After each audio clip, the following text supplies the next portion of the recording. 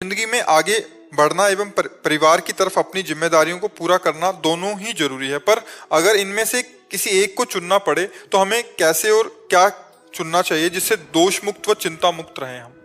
नहीं, एक को चुनना पड़े बात बिल्कुल ठीक नहीं है। हम जैसे दो पैरों से ही यात्रा कर सकते हैं, दो नेत्र से ही हम स्वस्थता पूर्वक देख सकते हैं, ऐसे हम दोनों बात से अपना स्वार्थ और परमार्थ बना सकते हैं। अगर हम केवल परिवार में आसक्त होते हैं तो हमारी दुर्गति का कारण होता है, और अगर हम केवल परिवार त्याग करके भगवान की तरफ चलते हैं तो हमारा धर्म छूटता है। परम धर्म है भगवान का भजन, लेकिन ये धर्म है आप किसी की पत्नी हैं, आप किसी के पति हैं, आप किसी के पिता हैं, आप किसी के पुत्र हैं, आपके विविध प्रकार के धर्म हैं और इनका पालन करना भगवान की रुचि है। अर्जुन जी कह रहे हैं मैं सन्यास लेकर के भगवान से कह रहे हैं कि भिक्षा मांग करके भजन करूंगा, युद्ध नहीं करूंगा, पर श्री भगवान की रुचि है युद्ध कराना। कह रहे अपने कर्तव्य का पालन करो, क्योंकि क्षत्रियो छात्र धर्म में स्वयं से प्राप्त हुआ धर्मयुक्त युद्ध इस समय अनिवार्य है। पहले तो टालने की कोशिश की, भगवान स्वयं गए और प्रार्थना करी कि भाई हस्तिनापुर का राज्य आप ले लो। वैसे तो आपने पूरा वापस करने को बोला था, लेकिन हम कह रहे पूरा नहीं दे रहे हो तो हस्तिनापुर का राज्य आप ले लो, इंद्रप्रस्थ का राजा युधिष्ठिर जी को बना दो। तो उनका नहीं देंगे।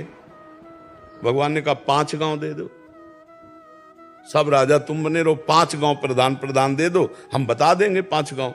उनका 5 गांव की बात करो, सूजी अग्रे न केसवा, सुई की नोक भर नहीं दूंगा। तो भगवान ने कहा भी जबरदस्ती छीन लेंगे हम।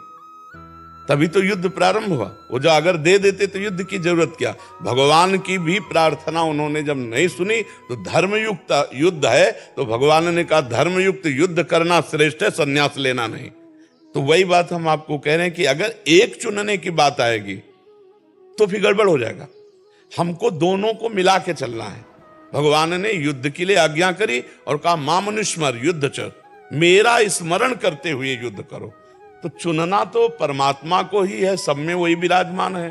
पर हम गृहस्थ धर्म में है तो गृहस्थ धर्म का त्याग भी धर्म विरुद्ध है, तो हमें त्याग नहीं करना। तो हमें क्या करना है, हर कर्म को भगवान की पूजा बना लेनी है। रसोई में हम जो कुछ बना रहे हैं, अगर हमारे अंदर भाव गया कि भगवान का भोग लगाना है तो वो रसोई यज्ञ हो गई। अगर मुझे पाना है तो वो पूजा नहीं हुई। तो जो चीज बनाई हम 2 कदम बढ़कर भगवान को अर्पित कर दिए तो पूरी रसोई पूजा हो गई, यज्ञ हो गई। अब जो आप पाओगे यज्ञावशिष्ट हो गया। अब आप व्यापार करने जा रहे हो, 8 घंटे व्यापार किए, और ये आपके अंदर भाव कि पूरा परिवार भगवान का है और उस परिवार के पोषण के लिए रुपए की जरूरत है, रुपए के लिए हम व्यापार कर रहे हैं। इसलिए 8 घंटे व्यापार करने पर जो भी समय हमारा भगवान ये 8 घंटे गया मैं आपको अर्पित करता हूं, और बीच बीच में नाम जप, उसका व्यापार भजन बन गया।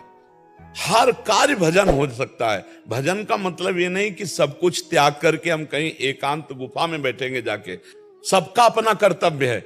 एकांत सेवन करने वाले को भी समान बड़े बड़े सिद्धों को आना पड़ा इस जगत में और आकर उपदेश दिया, जा करके उपदेश दिया है। ऐसे ही आपका कर्तव्य है, आप गृहस्थी में जो है अपनी गृहस्थी को भगवान की पूजा सामग्री बनाइए। नाथ सकल संपदा तुम्हारी और मैं सेवक समेत सुतनारी।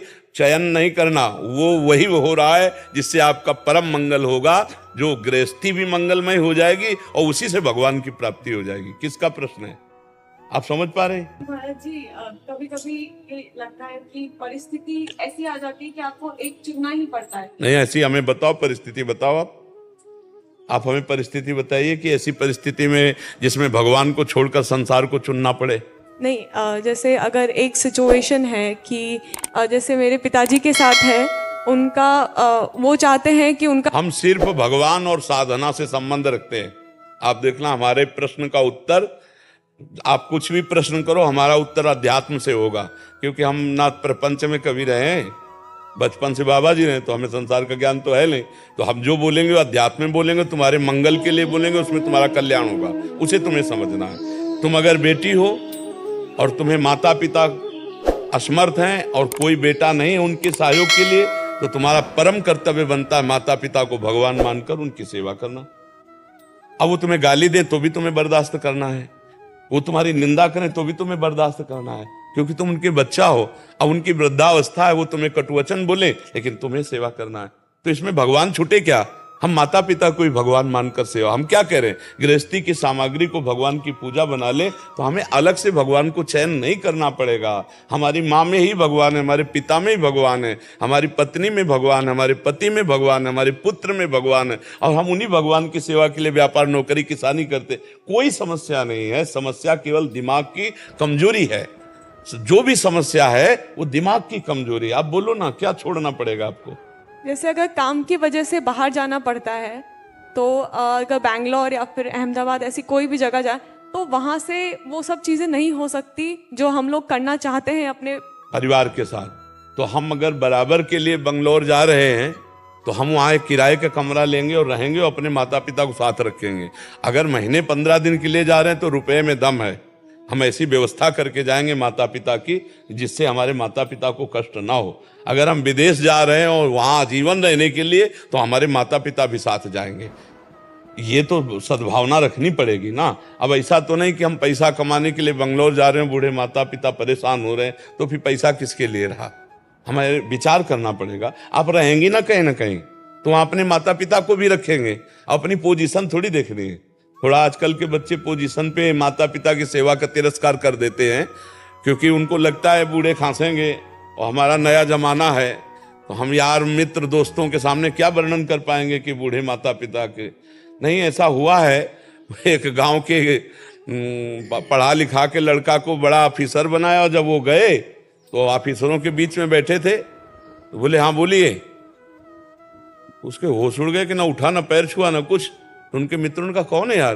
वो एक कांच ऐसे मार्किन की लगाए। अरे बोले हमारे गांव में घर का नौकर है। लौट आया, जब घर आया तो पैर छूने लगे। बोले नहीं नहीं, उस समय क्या हुआ था अपने अफसरों के बीच में नौकर थे, कदापि घर में कदम में मत रखना। आज के बाद हमारे लिए तुम हो ही नहीं।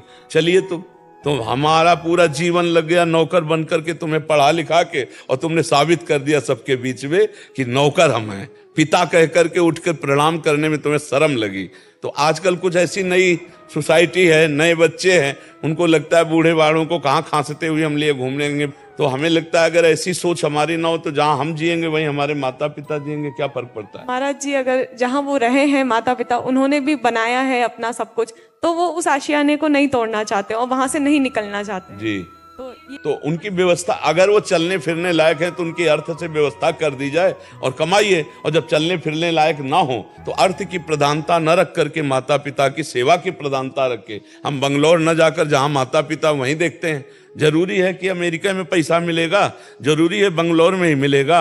अरे कम मिलेगा लेकिन हमारे माता पिता की सेवा बनेगी तो आसपास नौकरी देख लेते हैं। पढ़ा लिखा आदमी हो, आजकल तो घर बैठे कंप्यूटर से पैसा कमाए जा रहे हैं। बंगलौर जाने की ज्यादा जरूरत नहीं है।